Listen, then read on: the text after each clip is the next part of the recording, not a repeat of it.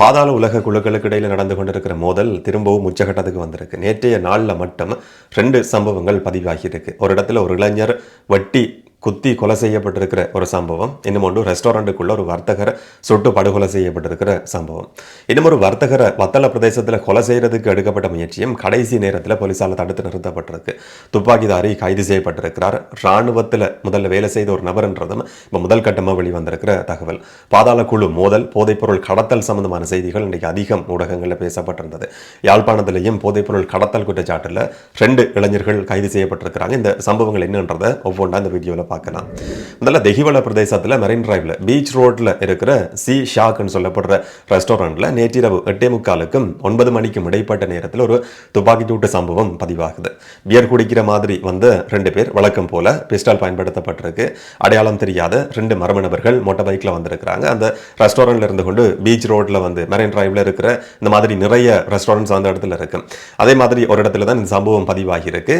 அந்த இடத்துக்கு பியர் குடிக்கிற மாதிரி வந்திருக்கிற 2 பேர் கொஞ்ச நேரம் அதிலே இருந்திருக்கிறாங்க. அந்த ரெஸ்டாரண்ட் உரிமையாளரும் அவங்களுக்கு பக்கத்தில் அதே இடத்துல வந்து மதுபானம் அறிந்து கொண்டிருந்திருக்கிறார். இந்த சம்பவம் நடந்த நேரத்தில் அதனுடைய ரெஸ்டாரண்ட் உரிமையாளர் இப்போ சுட்டு படுகொலை செய்யப்பட்டிருக்கிற நபருடைய பேத்தியும் அந்த இடத்துல இருந்தாருன்னு சொல்லியும் ஒரு சில ஊடகங்களில் செய்திகள் வெளிவந்திருந்தது. நிறைய பேர் கூடியிருந்த ஒரு இடத்துல தான் இந்த மாதிரியான சம்பவம் பதிவாகி இருக்கு. மோட்டார் பைக்கில் வந்து அந்த இடத்துல காத்து கொண்டிருந்த 2 பேரும் அதனுடைய உரிமையாளர் வந்ததும் அவர் மேலே துப்பாக்கிச்சூடு நடத்தப்பட்டிருக்கு. தலையிலையும் நெஞ்சு பகுதியிலையும் 3 தடவை தோட்டாக்கள் வாங்கி 3 தோட்டாக்கள் பயன்படுத்தப்பட்டு துப்பாக்கிச்சூடு நடத்தப்பட்டது. அதுக்கு பிறகு துப்பாக்கிச்சூடு நடத்தி இருக்கிற 2 நபர்களும் வந்து அந்த இடத்துல இருந்து தப்பி போயிருக்கிறாங்க. ஆனால் சில காட்சிகள் சிசிடிவியில் பதிவாகி இருக்கு. மோட்டார் பைக் இலக்கமும் போலீஸுக்கு கிடைச்சிருக்கு. அதன் அடிப்படையில் விசாரணைகள் நடந்து வருது. ஆனால் இதுவரைக்கும் எந்த ஒரு சந்தேக நபரோ இல்லாட்டி துப்பாக்கிதாரியோ உதவின நபர்களோ யாருமே கைது செய்யப்படலை. தொடர்ச்சியான விசாரணைகள் நடக்குது. இதில் கொலை செய்யப்பட்டிருக்கிற நபர் சனத் சொல்லி அடையாளப்படுத்தப்பட்டிருக்கிற சீஷாக் ஹோட்டலினுடைய ரெஸ்டாரண்ட் உரிமையாளர் சொல்லி முதல் கட்ட செய்திகள் வெளிவந்திருக்கு. சனத் சொல்லி அடையாளப்பட்ட சனான்னு சொல்லியும் அவருடைய பேர் வந்து சில ஊடகங்களில் பேசப்பட்டிருந்ததை பார்க்க முடிஞ்சது. போதைப்பொருள் கடத்தல் இல்லாட்டி பாதாள உலக குழுக்களுக்கு இடையில் இருக்கிற ஒரு மோதல் போட்டி தான் இந்த துப்பாக்கிச்சூட்டுக்கான காரணமாக இருக்கலாம் என்ற சந்தேகத்தின் அடிப்படையில் விசாரணைகள் ஆரம்பிக்கப்பட்டிருக்கு.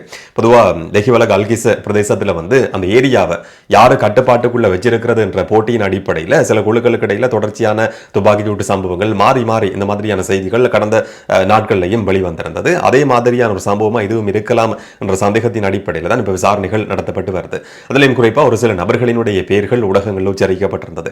படோவிட்ட அசங்க சொல்லப்பட்ட நபருக்கும் கொஸ்மல்லி சொல்லப்பட்ட நபருக்கும் இடையில இந்த 2 குழுக்களுக்கு இடையில தான் ஒரு போட்டி இருக்கு. படோவிட்ட அசங்க கொஸ்மல்லி சொல்லப்பட்ட நபர், கொஸ்மல்லி சொல்லப்பட்ட நபருடைய குழுவோட சேர்ந்து சூலா சமந்த சொல்லப்பட்ட நபரும் அவிஷ்க சொல்லி அடையாளப்படுத்தப்பட்டிருக்கிற இன்னும் ஒரு நபரும் சேர்ந்து செயற்படுறாங்களாம். இந்த ஹிவல கல்கிசா பிரதேசத்தில் நாங்க தான் அண்டர்வேர்ல்ட் லீடர்ஸ் என்று சொல்லி அடையாளப்படுத்துற ஒரு முயற்சியின் அடிப்படையில் தான் இந்த மாதிரியான செயற்பாடுகள் முன்னெடுக்கப்படுது.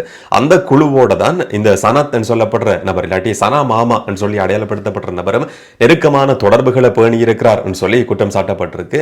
எந்த அடிப்படையில் எந்த காரணத்துக்காக அவர் தொடர்புகளை பேணினார் என்றது இதுவரைக்கும் தெரியாது. ஆனால் ஒரு பாதாள குழு உறுப்பினர்களோட நெருக்கமான தொடர்புகளை பேணி இருக்கிற ஒரு நபர் என்ற அடிப்படையில் இந்த துப்பாக்கிச்சூடு நடத்தப்பட்டிருக்கலாம்.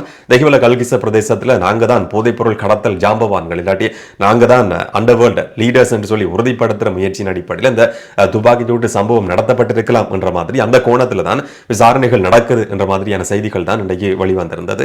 தொடர்ச்சியா இந்த பற்றி விசாரணைகள் நடத்தப்பட்டு வருது. இதுவரைக்கும் யாரும் கைது செய்யப்படல. 2 குழுக்களுக்கு இடையில நடந்திருக்கிற ஒரு மோதல், அதனுடைய விளைவு பிரதிபலிப்பு தான் இந்த சம்பவம் என்றதுதான் இப்போதைக்கு வெளிவந்திருக்கக்கூடிய ஒரு தகவல். இன்னும் ஒரு சம்பவம் பதிவாகி இருக்கு.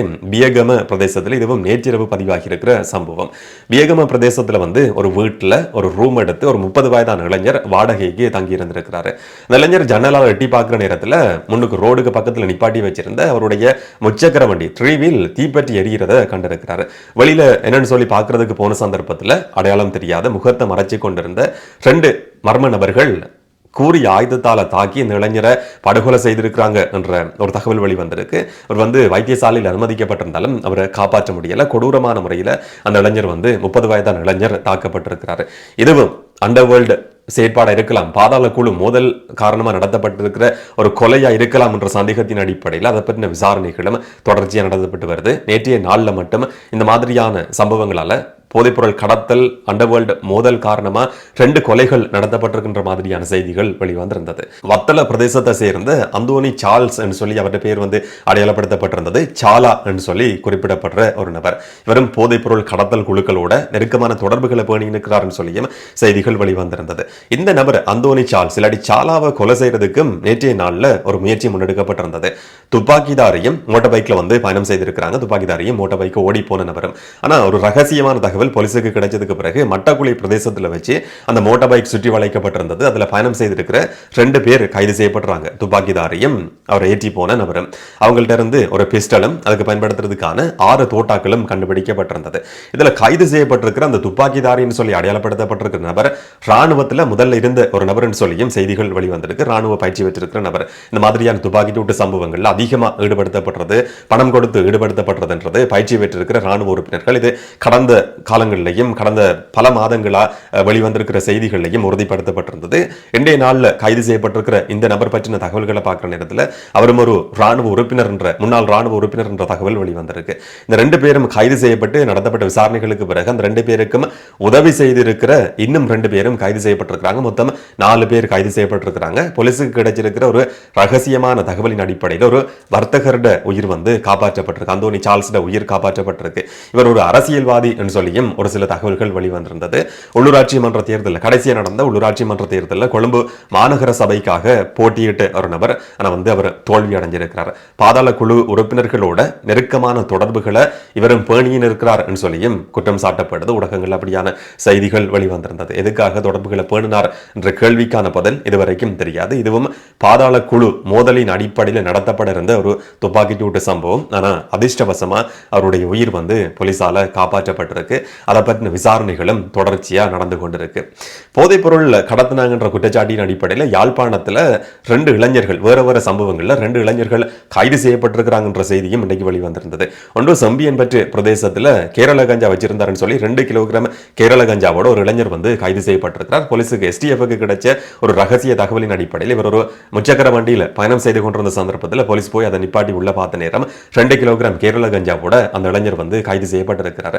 யாழ்ப்பாணத்தில் இன்னும் ஒரு இடத்துல நடத்தப்பட்ட சுற்றி வளைப்புல போதைப் பொருள் மாத்திரைகளோட கிட்டத்தட்ட 3000 போதைப் பொருள் மாத்திரைகளோட 27 வயதான ஒரு இளைஞர் கைது செய்யப்பட்டிருக்கிறார். இதனுடைய பெறுமதி 10,50,000 ரூபாய் சொல்லி ஊடகங்கள்ல செய்திகள் வெளிவந்திருந்தது.